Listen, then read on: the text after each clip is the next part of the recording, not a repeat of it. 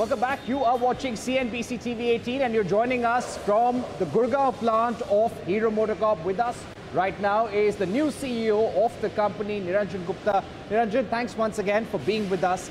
Let me begin by asking about your market share, about growth in the India market and global markets. 8% growth in FY23. What kind of a growth are you really targeting? Slowdown in exports. This seems to be a concern. Do you see any improvement in exports at all? So let me talk about the market share first and the growth. The way we look at it is we are very strong in the commuter segment. Give or take some bips here and there, it keeps moving. Sometimes we lose, sometimes we gain back. Our role there is to grow the category. It's not so much about market share. Our market share has to come from new segments, and which is where I spoke earlier to you about winning in premium. And that's where our market share, incremental market share is going to come from. Overall growth, we are quite optimistic on the economy as well. And of course, two-wheeler in specifically. Given that all the GDP indicators are tracking positively. We've seen some of the reports recently which has been revised upwards. We know the interest rate cycle which has been kind of paused. In a lot of countries, the cuts have started. The capex spending is high. All of these will translate into higher incomes and also propensity to spend, even at the bottom of the pyramid. And premium, of course, is growing very well because the middle class, upper middle class, they really want to spend. That consumerism, that spending is really going up. So we're quite optimistic about the growth prospects of the industry. And of course, given that we are going to come out with a lot of launches in the segments that we have not been, obviously we are targeting increase in market share. How would you focus on increasing exports, increasing your global market share? Is there any blueprint, any plan you've put in place? Yes, we do have plans in place. As I said, Parikshit, that while obviously we'll cater to all these markets, but disproportionately put resources in 8 to 10 markets. Some example, for instance, Nigeria is a big market. It's a million-plus market. We've got Colombia, of course, close to 1 million. Closer home, you have Bangladesh, Nepal. Sri Lanka had suffered in economy, but it's coming back. Some of the African markets. Plus, we are also planning to enter some of the Southeast Asian markets, which are actually big markets. So that comprises the 8 to 10 big markets where we would really put our focus to scale up, while of course continue to cater to the rest of the market as well. Right. Just to speak to you about the electric vehicle plans, the VIDA was rolled out last December. How many scooters have been sold so far? You have a plan to touch 100 cities by the end of the year. What kind of a production ramp up are we looking at? So I wouldn't see, because we launched 3 cities, we were doing pilot and testing. And then we said, if you remember in December, we had said that we will go to 10 plus cities by March. The change that we have done is in the scale of ambition. And you've seen that we have already announced that forget 10, 20 and 30, we're going to go to 100 plus towns before March end. So the key focus is on expanding and putting it in as many cities, because our product in these 3 cities, the customer feedback has been excellent. And that gives us confidence to now not just go to the next 10 or next 20, but just scale it up to 100 plus towns. So I think that's one departure or a big change that we've done. The second that we are doing is, earlier, we had plans to put VIDA only through exclusive stores, which is dedicated EV stores. And we've changed that now. So there will be dedicated stores in big cities and towns. But other than that, we'll also be using the Hero 2.0 that I spoke about and put our VIDA in those stores. So effectively, in every city, we are going to actually sell through our existing dealer network as well. Now that's a very captive footfall that comes, and they're inquiring a lot about EV, a lot about VIDA product. So we're going to capture that as well. So how many touch points will VIDA have by the end of the year in terms of outlets? Should be 200 plus at least. If you're talking 100 towns, some of the towns will have 3, 4, some may just have 1. So I would say 200 plus in the next 12 months probably. Ola today has become the market leader very fast. They're selling about 30,000 scooters a month. You wouldn't like to give us a number as to what kind of a monthly production that you're looking at? Parikshit, all I can tell you is, given the framework of EV that's changing rapidly, whether it's in terms of customer, whether it's in terms of regulatory, or the battery side, the cost side, or the fame that everyone is aware of. I can only say that don't go by the current leadership in the market. It's going to change dramatically over the next 3 years. How much are you going to be investing out of your capex towards electric vehicles right now? Could you give us a sense of that?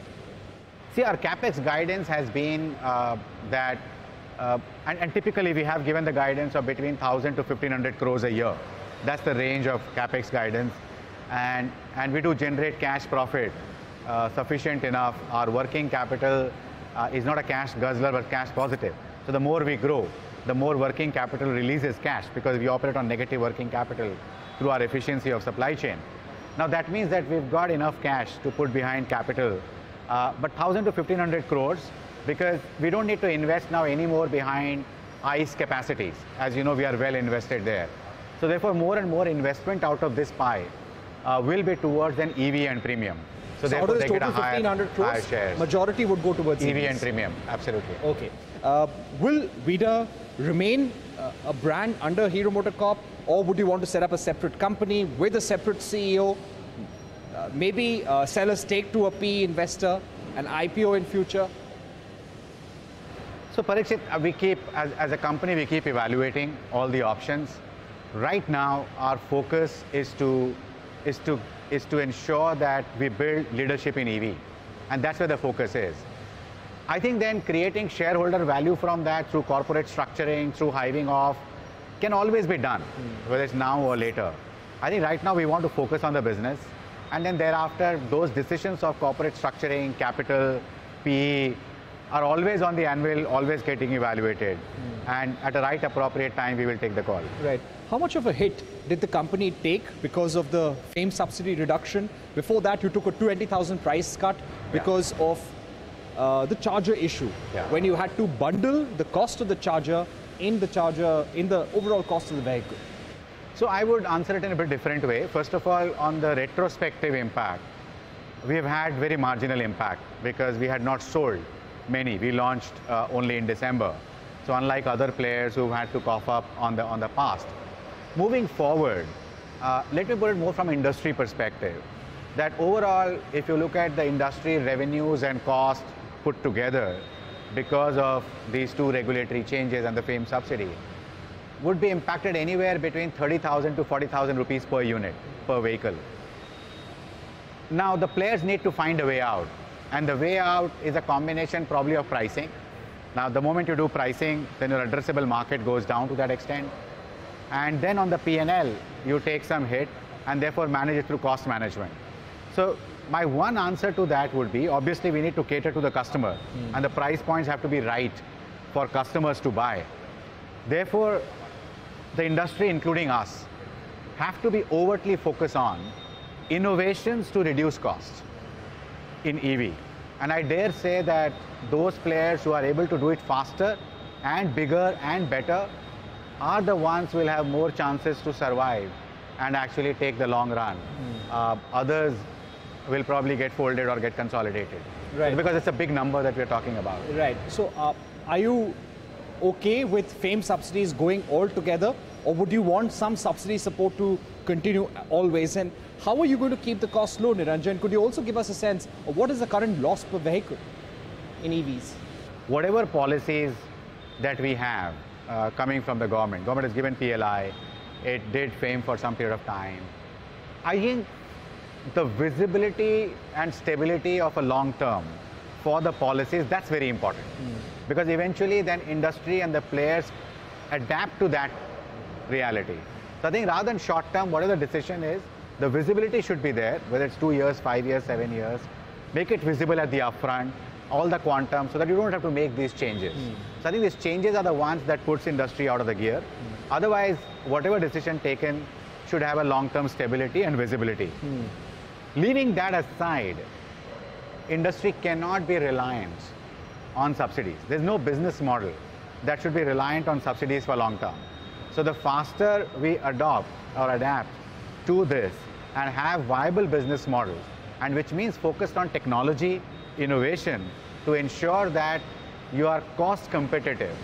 Because so far, the new players, the startups have focused on being price and product competitive. Right. But what has been forgotten is to be cost competitive and business competitive. Correct. And I think, and that's probably because of the earlier era of funding, where cash burn used to be the fancy word. And that cash burn has now fortunately gone back to cash earn. And the moment you do that, then you're focusing on the right P&L parameters. Right. So I think that's very important. Good thing is that everybody is working on that direction. And solutions will emerge. Right. My final question. Yeah. CNBC TV 18 has been running a campaign called Future Female Forward to increase the representation of women from the shop floor to the boardrooms and have enabling policies as well.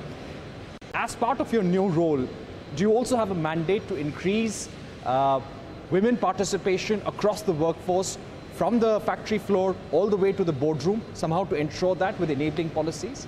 Parikshit, thanks for asking that question. And it's not a mandate, because D&I is very close to my heart. It's my personal priority as well. Recently, we came out with that statement as well, that we want to reach 30% by 2030. And our board is already having 30% in terms of representation. Now, a couple of things I want to talk about is, A, it's not just a number. So we're not going to drive mindlessly a number. Meritocracy will continue to remain priority. So it's not about just having a number for the sake of numbers. It will be 30% women in our entire employee base, and there because they rightly deserve to be there, and they rightly compete at the same level, and not because we are driving a number. I think that's one. Second, I'm going to focus on wider definition of diversity. So not just gender diversity. Of course, there is that one number, because we are today as 10%.